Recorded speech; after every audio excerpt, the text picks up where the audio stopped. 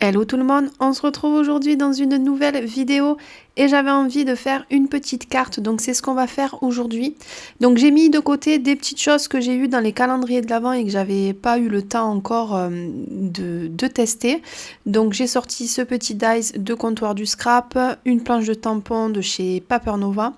Ça, ce sont des sequins que Maggie m'avait mis dans le calendrier de l'Avent l'année dernière et j'ai toujours pas utilisé.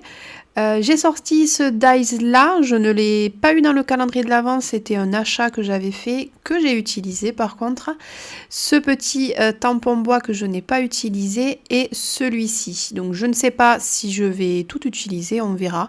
Mais en tout cas, je me suis sorti des petites choses voilà, pour y penser. Moi, c'est ce que je fais quand je veux commencer un projet. Je sors, je fais le tour un petit peu de ce que j'ai en nouveauté, etc. Et je mets tout de côté, comme ça au moins j'y pense pour m'en servir. Ensuite, j'ai sorti cette collection de papier que je n'ai toujours pas utilisée. C'est une collection de chez Florilège. Il me semble que c'était début de l'année dernière ou peut-être printemps. Je ne sais plus exactement, je crois que c'est Liberty, le nom de la collection. Donc je me suis dit que j'allais faire une petite carte avec ça. Et je me suis fixée sur ce combo de jaune. Ouais, bon, c'est pas très hivernal, hein, mais j'avais envie un peu de gaieté. Donc je sors également les produits que j'ai besoin pour Zibuline. Donc ce petit seau là anniversaire et qui sera parfait pour ma petite carte. Et pareil, je me suis sorti les petites choses que j'avais envie d'utiliser. Donc ces coins en papier, je voulais utiliser du ruban. Les petites étiquettes couleur or que j'utilise tout le temps. Et ça aussi c'est une nouveauté, ce petit mousqueton.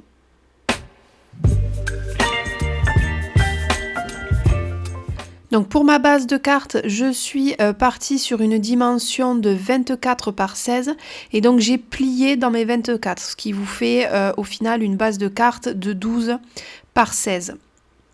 Donc j'ai coupé dans du cardstock blanc, hein, tout simple, basique, et voilà, j'ai plié en deux, je marque bien mon pli au plioir. J'ai ensuite découpé un autre morceau de papier dans du cardstock blanc, pareil, de dimension de 8,5 par 13 et vous allez voir pourquoi et qu'est-ce que je vais en faire. En fait, j'avais envie de faire un petit checker dans ma carte et donc du coup, c'est pour ça que je vais utiliser ce petit dice là de comptoir du scrap. Donc, je le mets bien au centre du petit morceau que je viens de découper. Voilà, pour que ce soit centré. Et ensuite, je suis en train de réfléchir à peu près aux couleurs. Et vous allez voir que, tête en l'air, vous allez voir dans ce tuto que j'ai oublié une partie et que j'ai dû tout redécoller. Donc je découpe dans mon papier à motif un morceau de 11,5 par 15,5. Je vais juste enlever 0,5 en fait à ma base, aux mesures de ma base de carte pour qu'il y ait un petit peu de blanc qui dépasse. Moi, j'aime bien faire ça. Et donc, du coup, ensuite, je vais passer à mon checker. Donc, je prends un petit morceau d'acétate, voilà, qui recouvre bien mon rond.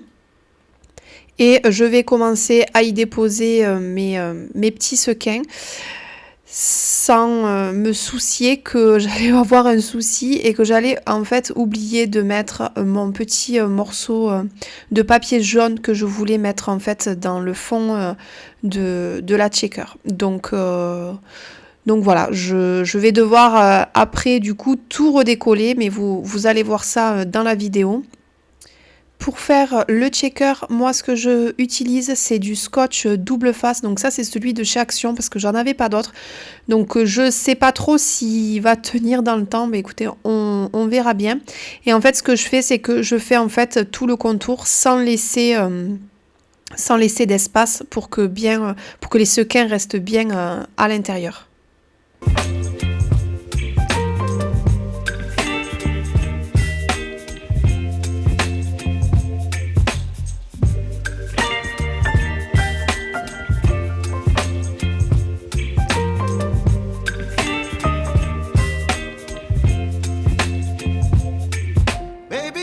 Je vais donc coller tout ça du coup sur ma carte hein, en me disant que c'est bon, j'ai rien oublié.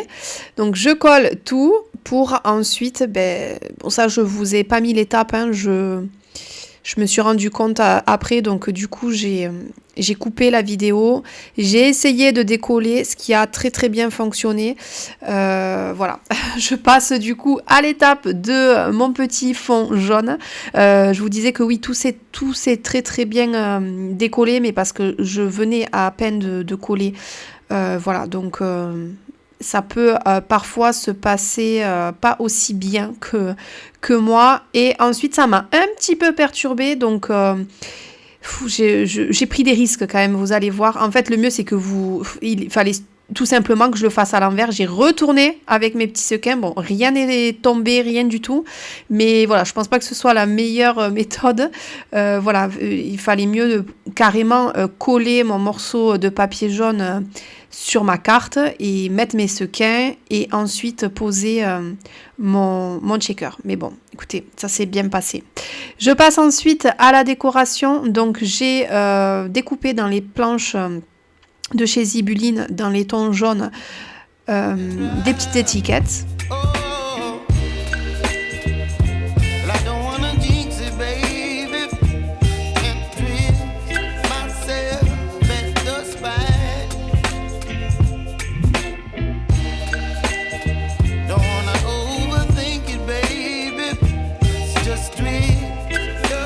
J'ai donc choisi de tamponner ces petites fleurs de ce tampon de chez Florilège.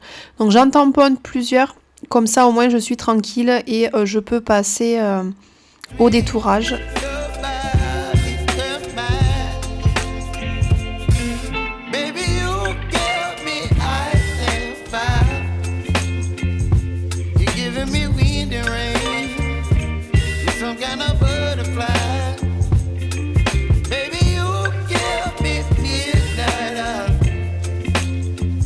Je vais ensuite accrocher mon petit mousqueton, donc je prends un œillet dans les tons jaunes, je vais à la croupadaille faire un trou et je vais ensuite fixer mon œillet pour pouvoir ensuite accrocher le petit mousqueton. Alors tout simplement, comment j'ai fait pour accrocher mon mousqueton? J'ai pris du fil de couture et j'ai fait un petit nœud et j'ai accroché mon petit mousqueton et ensuite j'ai au mousqueton accroché les petites étiquettes dorées dont vous aurez remarqué que je mets, je crois, dans tous mes créations pour Zibuline.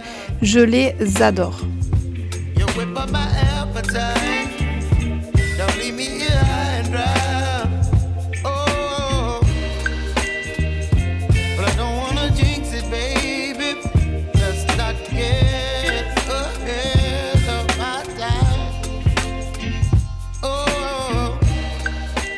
Je colle ensuite tout ça à ma base de carte. J'utilise du scotch double face. Vous le savez sûrement déjà que je préfère utiliser le scotch double face et je n'utilise la colle que dans certains cas pour coller mes tamponnages par exemple ou mes petites étiquettes. Ça oui, mais sinon le reste du temps, je préfère faire ça au scotch double face. Je réfléchis un peu à la disposition de mes embellissements, de mes étiquettes et mes tamponnages. Et une fois que je suis satisfaite, je vais tout simplement coller tout ça.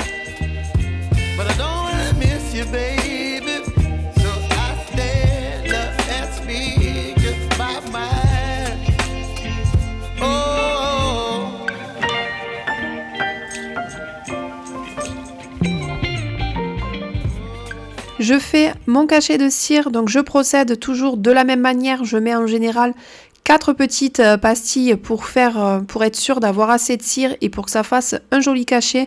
Et sincèrement, avec 4 pastilles, il n'y a pas beaucoup de pertes. Je trouve que le fond de la cuillère est quasiment vide. Après, c'est sûr que la petite touillette aide beaucoup également à pas avoir trop de pertes.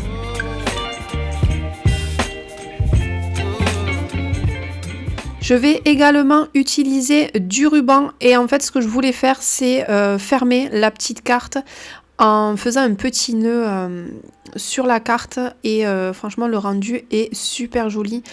Je savais plus trop où mettre du coup mon cachet de cire. Au final, je voulais pas que ce soit trop qu'il y ait trop d'embellissement, mais j'ai trouvé la solution. Je l'ai tout simplement accroché à mon petit mousqueton et franchement le rendu est plutôt sympa. Donc en fait pour l'accrocher, j'ai juste fait un trou dans le cachet à la croppadaille et j'ai procédé comme le reste en l'accrochant avec un petit fil de couture. Je vous montre le résultat de cette jolie carte d'anniversaire checker. Je suis plutôt contente du résultat, je la trouve super jolie. Donc j'espère que cette vidéo tuto vous aura plu et je vous dis à bientôt dans une prochaine vidéo. Bye bye!